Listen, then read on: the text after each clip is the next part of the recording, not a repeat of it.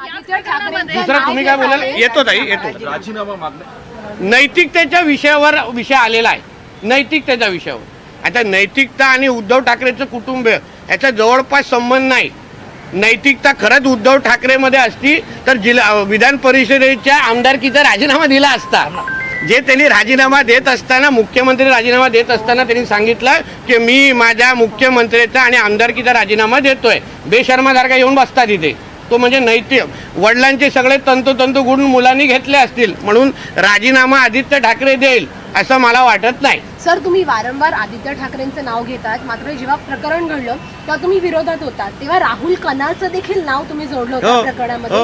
त्यांनी तुम्हाला नोटीस देखील पाठवली होती माफी मागण्याची. आता तुम्ही त्यांचं नाव या संपूर्ण प्रकरणामध्ये घेत नाही आहात. घेतोय. तुम्ही विचारलं त्याच्या संदर्भात प्रश्न? आता तेच विचार. राहुल कनालकडे जी माहिती आहे राहुल कनालनी द्यावी. मी त्याला भेटून सांगितलेलं आहे, बाबा तू अगर त्या प्रकरणामध्ये तेव्हा होता असं माझा आधी म्हणणं आहे तर तुम्ही माहिती दे.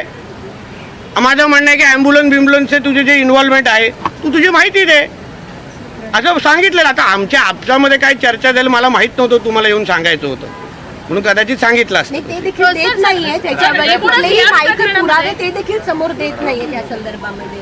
आता त्याचं अजूनपर्यंत जुनं प्रेम मग गेलं नसेल सर. याच प्रकरणात आदित्यावर तर जुनं प्रेम तर तुमचं. सर, याच प्रकरणामध्ये आदित्य ठाकरे यांच्यावर ड्रग्सचा देखील आरोप केलेला आहे की ड्रग्सच्या व्यवसायामध्ये त्यांचा थेट संबंध आहे. यासोबतच उद्धव ठाकरे पण तितकेच दोषी असल्याचा आरोप काल दिशा सय्यद यांच्या वडिलांनी आणि वकिलांनी केला. तुम्ही ना हा विषय ना राजकीय सोडून टेक्निकली समजून घ्या. जे काही ते निलेश ओझा नावाचे वकील काय बोलत आहेत त्यांच्याकडे स्पेसिफिक चॅट आहे. चॅटमध्ये रिया चतुर्वेदी आणि आदित्य ठाकरेच्या मध्ये ड्रग्सच्या लेण्या देण्याबद्दल, सप्लायबद्दल झालेले चॅट आहेत. ते पुरावे त्यांच्याकडे आहेत आणि ते पुरावे ते कोर्टामध्ये सादर करणार आहेत. आता हा त्यांच्याकडे असलेल्या पुराव्याच्या अनुसार केलेला त्यांनी स्टेटमेंट आहे. तर आता उद्या जेव्हा कोर्टामध्ये ते चॅट दाखवतील तेव्हा दूध का दूध पाणी का पाणी होऊन जाईल. आणि उद्धव ठाकरेंचा जो विषय त्यावेळी मुख्यमंत्री कोण होता? उद्धवजी ठाकरे होते. मंत्री कोण होते? त्यांच्या कॅबिनेटमध्ये मंत्री आदित्य ठाकरे होते. समजून घ्या.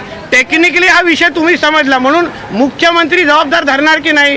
कारण का 72 दिवसापर्यंत CBIला यायला दिलं नाही, CCTVच्या गायब करण्यात आलं, सगळ्या विटनेसवर प्रेशर टाकण्यात आलं.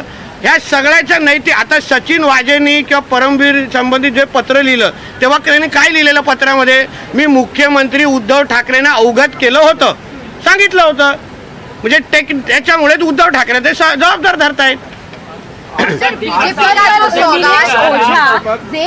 जे वकील आहेत निलेश ओझा त्यांच्यावरती देखील आरोप झाले होते, त्यांच्यावरती कायद्यानेच कारवाई केली होती, मात्र तेच आता ही केस लढतायत. कुठेतरी मुद्दामून हे केलं जात असं म्हटलं जात आहे. माझं काय म्हणणं आता ते तुम्ही त्यांना विचारलं पाहिजे ना.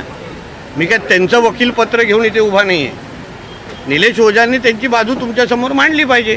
सर, दिशा सालियान के पिता कल जो है पुलिस कमिश्नर ऑफिस गए थे, उन्होंने मुलाकात की है और ये मांग की है कि आदित्य ठाकरे और उनके साथियों पर जो है FIR दर्ज की जाए. आप शुरुआत से इस मामले को लेकर काफी मुखर हैं. देखिए, दिशा सालियान के पिताजी ने अपने लड़की के ऊपर, जो बेटी के ऊपर जो अन्याय हुआ है, उसका जो मर्डर हुआ है उसके बारे में वो जस्टिस मांग रहे हैं. इसके लिए वो कोर्ट गए हैं. नीतीश राणे का बोलने का बात अलग है. राणे साहब बोलने के बाद हम लोग को पॉलिटिकल एंगल से देखा जाता है. अभी उनके खुद के पिताजी ने कहा है कि मेरे बेटी का मर्डर हुआ है और मेरे बेटी के मर्डर के अंदर आदित्य ठाकरे, डिनो मोरिया, सूरज पंचोली है. वो कोई पॉलिटिकल आरोप नहीं है. वो एक पिता ने अपने बेटी के मर्डर के बारे में कोर्ट से उन्हें एफिडेविट दिया है. उन्होंने ना CM के पास कुछ बोला है, ना आके सिर्फ प्रेस कॉन्फ्रेंस लिया है. उन्होंने ऑफिशियली कोर्ट में जाके ये विषय कहा है. तो अभी कोर्ट को डिसाइड करना है कि जो दिशा सालियान के पिताजी ने कहा है उसके बारे में क्या करना है, उसके बारे में उनके पास क्या प्रूफ्स है, वो आने वाले 2 तारीख को समझ जाएगा. सौगाते मोदी को लेकर के विपक्ष लगातार कह रहा है कि बीजेपी एक तरफ मुसलमान विरोधी अपने आप को दिखाती है, दूसरी तरफ सौगाते मोदी जैसे कार्यक्रम